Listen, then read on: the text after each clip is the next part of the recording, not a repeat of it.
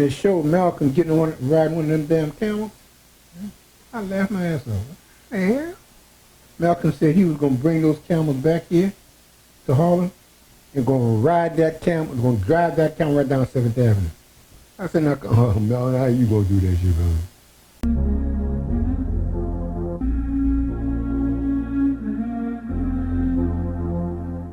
What or who led you to go to Egypt and learn about Egypt and the Nile River, Pop? I like that question. None other than my martyr and mentor, Malcolm X. Because before Malcolm was taken from us, we used to meet at the Audubon Ballroom. And he also used to give classes at the Teresa Hotel, 2090. But it wasn't at the Teresa Hotel, it was at the Audubon Ballroom. When he had showed us a picture of him when he was in Kemet, and it showed Malcolm riding one of them damn camels, I laughed my ass off. Hey, Malcolm said he was going to bring those camels back here to Harlem and going to ride that camel, going to drive that camel right down 7th Avenue. I said, oh, Mel, how you going to do that shit, man? But Malcolm riding one of those camels, and in the background was the pyramids where he went to. I said, damn, if Malcolm can do that, and he's showing us that, I said, let me get there too. But I didn't get a chance to go there till after I met Doc. And Doc started taking us to Egypt, or I should say Kemet, all the time, at least once a year.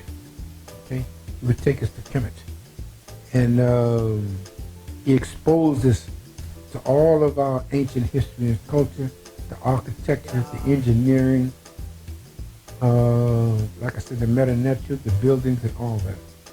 You know, it was awesome. Like I said, it's a 13-hour flight from JFK. We didn't go straight to Kemet. We had to go to Europe first, London. Yeah, London. And then from London, we went down to Kemet. Okay, coming into Cairo. And then from Cairo, the capital, we were on an air-conditioned bus, chartered bus from Cairo, back up to the first temple, Philae. Okay? And then he took us to the different temples, and one of the outstanding temples they went to was the temple of Hatshepsut. That was built after African queen. She was a queen pharaoh. Oh, okay. But it shows her temple there out there in the desert. Okay. How they built that temple, how that temple was built for her. And we had to travel out there. We had to walk about almost a mile. Not quite, but almost a mile from the buses to get to the temple of Hatshepsut. So who taught me, or where did I get the idea to come? I got it from Malcolm.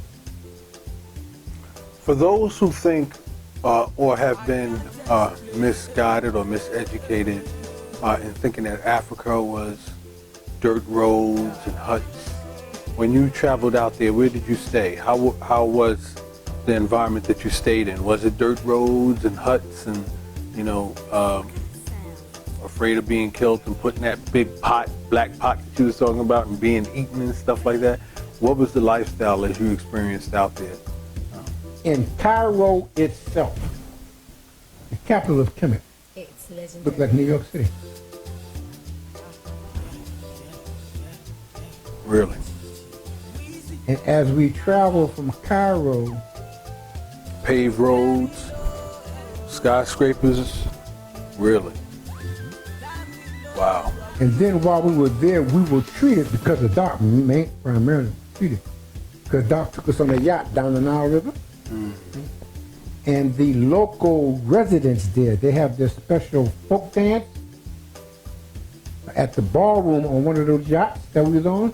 They did a special dance for us, you know. Their dance is unusual because all they do is they dance in circles. And they spin around, they hold their hands up with the little fezzes on, and they just dance around in circles, you know. And they did that the whole dance. Sort of strange to me. I'm saying, I'm looking for some music. I don't listen to music, I'm looking for some movement and shit. You got to be doing it and just spinning around. Because if I do that, I get dizzy and shit. But that's the way they treated us. Most of that was done because of Doc. Because we were his guests, we was his lodge. So in order to impress Doc, like that. And Doc had to get special permission from the premier of Kemet at that time. So he gave him special permission.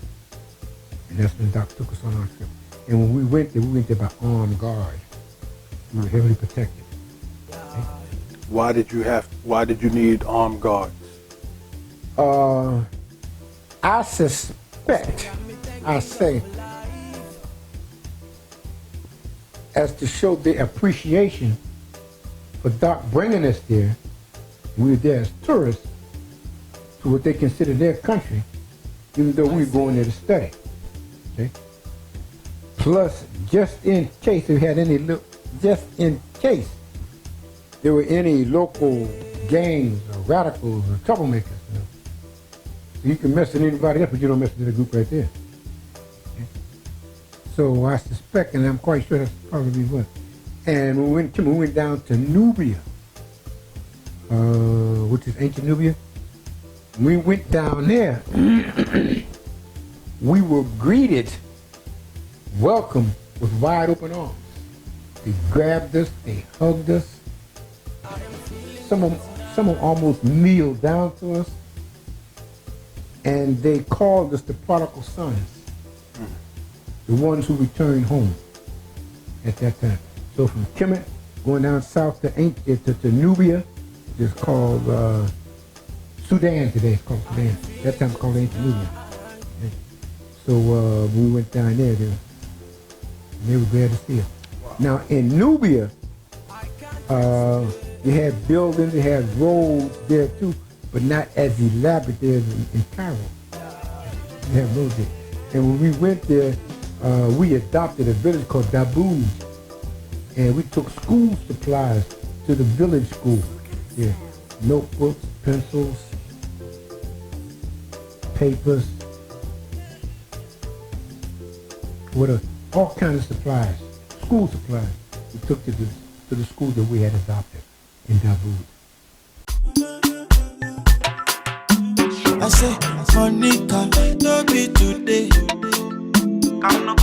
Me and you done they fight, don't they?